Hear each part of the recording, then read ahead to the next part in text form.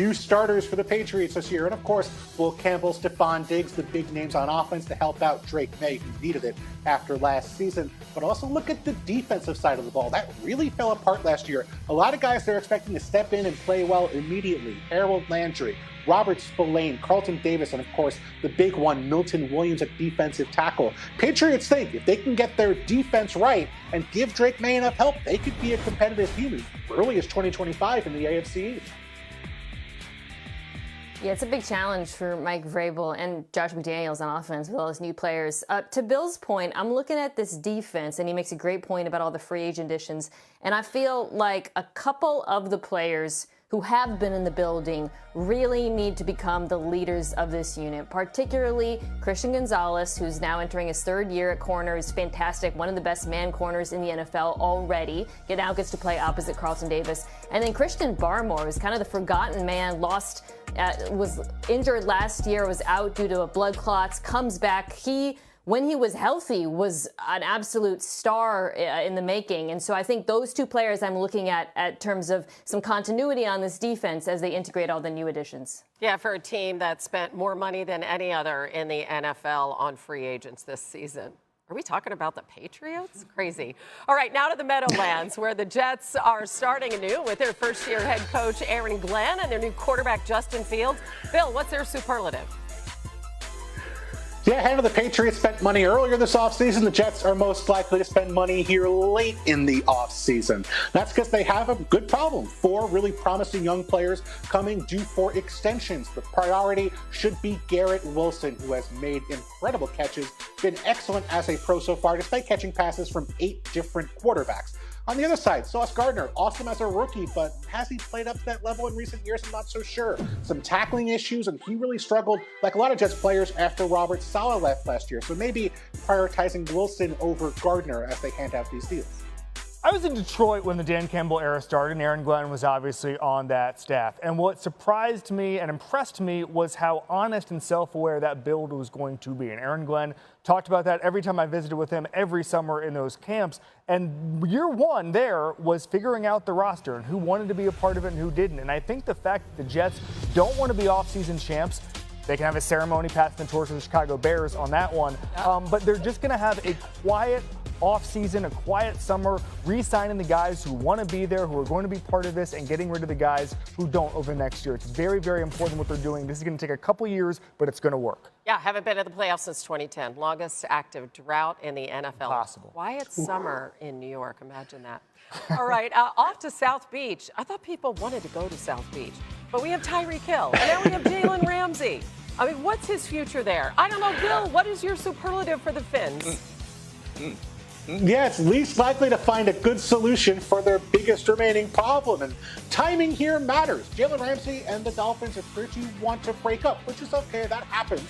But you can't do that in the middle of April when you have more than $23 million guaranteed coming to you, because most teams have already spent the vast majority of the money they have to work with. And so Jalen Ramsey is a good player. He's also now on the wrong side of 30, has meniscus tears in his past in both of his knees. And frankly, teams just don't have that much money left in their coffers at this point of the offseason. So I would expect them to have some trouble finding a good fit for Jalen Ramsey in a trade. Yeah, I think what's concerning here for the Dolphins is, one, what Bill said, which is it's going to be hard for them to pull off a trade that works in their favor at this point. And two, even if they are able to trade him, especially if they are, frankly, this secondary is a real issue. It might be, I think, my biggest question mark on this football team. I mean, if Ramsey leaves, you're looking at a cornerback group of Kader Coase, Storm Duck, Cam Smith. They drafted a player this year. Javon Holland, their star safety, is gone. I like their pass rush, but behind them, a little bit concerned. And I'm doubly concerned if Ramsey walks out the door. Yeah, they allowed the 7th most passing yards per game over the last 6 weeks of the season. So you're right on there. All right, let's shuffle off to Buffalo, where the Bills continue their recent dominance of the AFC East. Bill, what's their superlative? It's a boring one, but most likely to stay the course. Brandon Beane wants to draft and develop his guys, and so you saw that this offseason. They didn't pay for a lot of guys from outside the building. They paid Khalil Shakir, Christian Benford, Gregory Rousseau, They did not go out and make that big all-in move the way they did a few years ago when they got Von Miller because it didn't work. I know Bills fans want that splashy addition to help beat the Chiefs, but this is a team that is going to try and do it by drafting their guys, developing them in the building, getting Sean McDermott to get with them, and then keeping them around for years to come. Brandon Beane also most likely to call into a radio show to tell you that he's staying the course over the past couple of weeks. But for me, Bill, I'm looking at this roster and I look at these young guys who have to take a step forward because it's been a top-heavy roster the last couple of years. We saw some of the cornerback depth when Kyer Elam had to play against Kansas City, and he was literally tumbling the wrong way on a play. He's gone now, obviously, but then they replace him with Maxwell Harrison, who has to take a step forward. But Keon Coleman, to me, is the biggest X factor on the team. I didn't love him coming out of Florida State. His numbers were not good last year. If you look at Matt Harmon's reception perception, he was only really good at slants last year. He was not successful down the field at all. That's very disappointing for a contested catch guy with Josh Allen. We thought a big guy moving down the field quickly would be able to get more effective targets. That just did not happen. I need to see more from him, and so do the Bills. I mean, Mina, are you with Kevin on this, on Coleman? I think I have mixed feelings about him.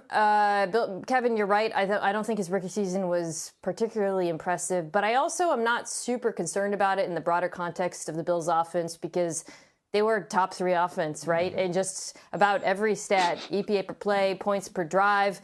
And they did so because their identity has changed so much over the last few years. This is a physical, power-running offense built around the offensive line and their mutant quarterback. I would actually single out a different player, Kevin, that I think needs to take a step forward. That would be Dalton Kincaid, the first-round tight end. There's been flashes where you've seen why he was drafted where he was. And he, to me, can be actually a vertical threat for Josh Allen, too. Just hasn't been consistency on his part. Listen, Bill, back to the Bills staying the course. I know that's something that really strikes you, but they did make one splash, right? So they signed Joey Bosa on the D-line. Now, if he's healthy, I think that's always a caveat with him. He's got to stay healthy. What do you make of that signing? Yeah, if he's healthy, winning a Olympic weightlifting case for how much work he's doing. I mean, he's still a really good, versatile, two-way football player. He can create havoc in the backfield. He's a good run defender. And frankly, the Bills, I think, are heading into this with the right perspective. He's not going to be an every down player for the Buffalo Bills. They don't need him to be an every down player. But can he be a guy who plays 20, 25 snaps a game? Can they build up his workload as the year goes along? And then, of course, the big thing, of course, is now, can he do it in January and hopefully for the Bills in February when they need that extra pass rusher against Patrick Mahomes? So he doesn't have to be the guy the way he was in Los Angeles, and that might play to the Bills' favor. Yeah, that might be a very good thing as they look to win the division for a 6th consecutive season. All right, coming up, Derrick Henry sat down with Chris Berman. Here's a sneak peek on why Baltimore was the perfect fit for the King. The whole Raven culture, I felt like it fit me. It was a perfect match. Being at the top every year. Hello, xin chào tất cả các bạn nha. Mình sẽ giới thiệu cho các bạn về kênh của mình và những video của mình cho các bạn biết được là kênh của mình làm video sáng tạo nội dung về chủ đề gì. Video của mình sẽ làm xuyên suốt về chủ đề cắt dán này, mình sẽ cắt dán những sản phẩm như thế này cho các bạn xem. Còn đây là những sản phẩm mình đã hoàn thiện rồi, sẽ giới thiệu sơ qua cho các bạn xem những sản phẩm của mình và cách của mình tạo ra những sản phẩm như thế nào.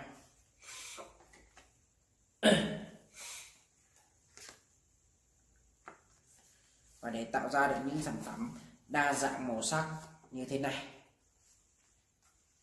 và như thế này thì mình sẽ cần những dụng cụ như sau. Những dụng cụ phụ bổ trợ như là đây là giấy thủ công màu các bạn. Trước mặt bên tay phải của mình đây là giấy thủ công màu.